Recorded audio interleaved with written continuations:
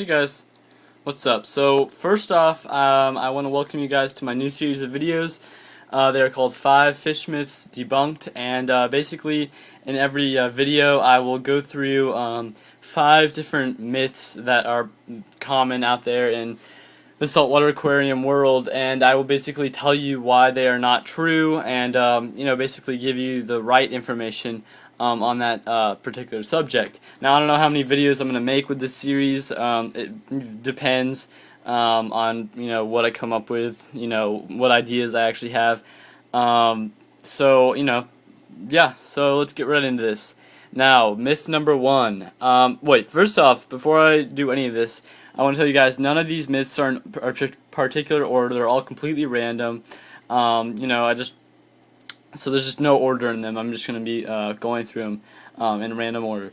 Now, myth number 1. Nano tanks are easier and cheaper to take care of and maintain than a larger tank.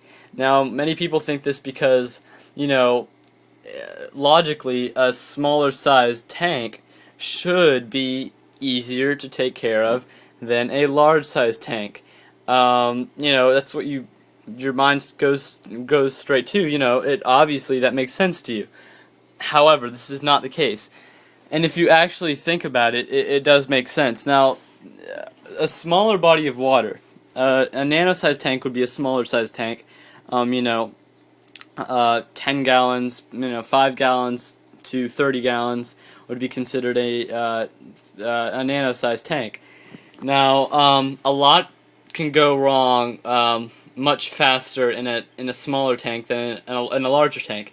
For example, let's say something goes wrong in this tank, and it's very hard to actually catch and stop or reverse than in a larger tank. Something goes wrong in my 75 gallon, I could probably stop that before it actually kills anything in my tank.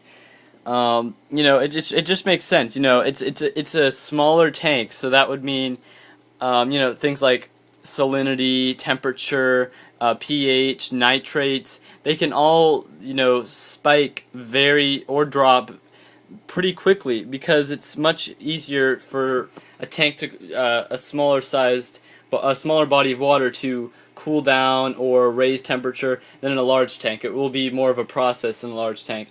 And when it's a process, I can prevent it from actually having any detrimental effects on the actual system itself. But yeah, and also people do think it's cheaper. And it is cheaper to start off. A smaller tank is obviously going to cost less. Not as much live rock is obviously going to cost less. Not as much live sand is going to cost less. Everything is ultimately going to cost less to start out.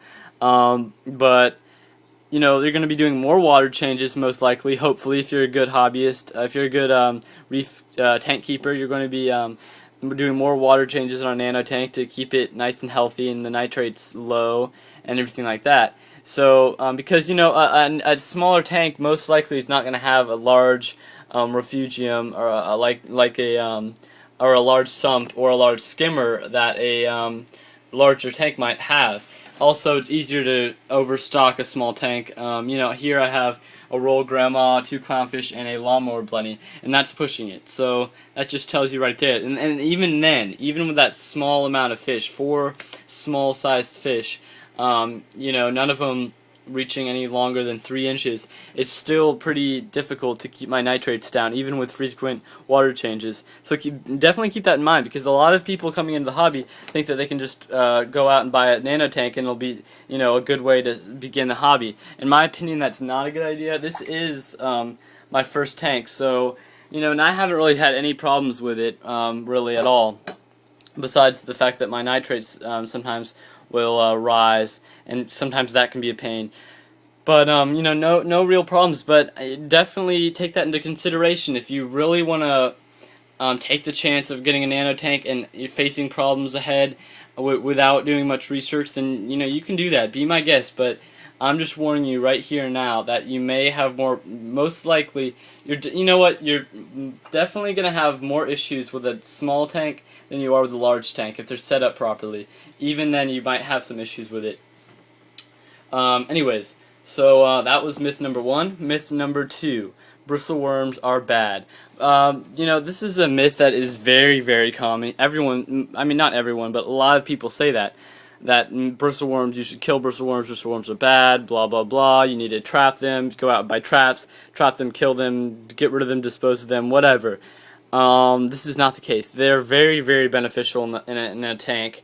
They do a lot of things that you can't find with hermit crabs and snails and crabs that you might, they're one of those irreplaceable cleanup crew members.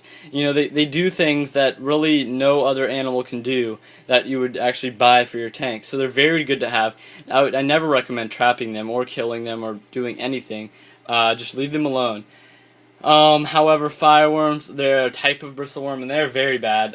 They're venomous. Now, I don't know if they're actually how potent they are to humans. I honestly have no idea, but they're definitely venomous to fish. So they could definitely be a threat to sleeping fish, and definitely to corals and inverts and everything like that.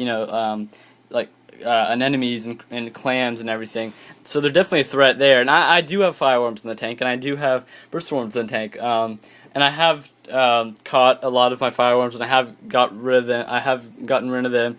But I still have some fireworms in the tank, and it's a real pain because they are bad. And I haven't actually seen them kill anything in my tank, but even then, and some of them are pretty big, so they kind of scare me. I don't want them to do anything bad to the tank, which is one of the other reasons I'm kind of staying away from coral for now. I'm a little afraid of what these fireworms might do to the corals. But anyways, that was myth number 2. Now, myth number 3, inch by gallon, meaning you can have 12 inches of fish in a 12-gallon tank. That makes 0 sense if you think about it. Let's say you have an adult hippo tank, which would be probably 12 inches long, and a 12-gallon tank. That is a huge fish in a tank exactly half this size. That doesn't make sense at all. Even then, even if it wasn't a large tank, a large fish, you would have, like, let's say you had 4 clownfish, and again, half the size of this tank. 4 adult Ocellaris clownfish. These clownfish here are not even adult size. They are probably 2 inches long, and see, you can just tell. So that just does not make sense to me. Not even in freshwater, and especially not in saltwater. Never go by that rule. I don't care what anyone at your local fish store tells you. I don't care what anyone tells you. That's definitely not a good way to go by. That's like having like a long-nosed butterfly fish, 9 inches long, in a 9-gallon tank. Makes 0 sense. Even with smaller-sized fish, it's still going to be accumulating a lot of fish. And even then, it's just a ridiculous thing. I don't know who came up with that, but definitely not something to go by.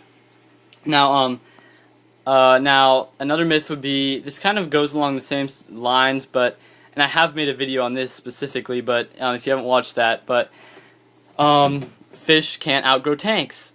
People have been saying that for years, and I've always been taught that fish, a fish will not outgrow its tank.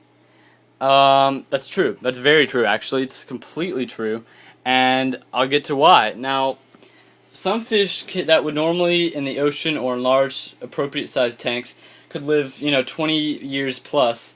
Now, put that in a inadequately sized tank that's only going to live maybe a year. And sure, that fish is going to die maybe 2 inches, 3 inches long, and then people are going to go around saying that fish never outgrew his tank.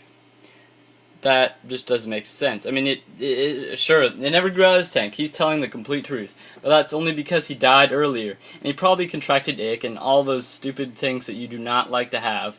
And, so yeah, definitely not something, and it's torture. In all honesty, it's definitely torture. You don't want to ever put your fish through stress, really, in my opinion. It's not right.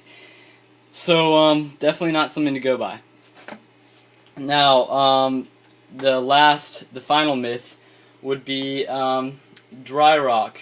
Dry rock is it's basically dead live rock. Now, many people say this is a cheap way out and everything.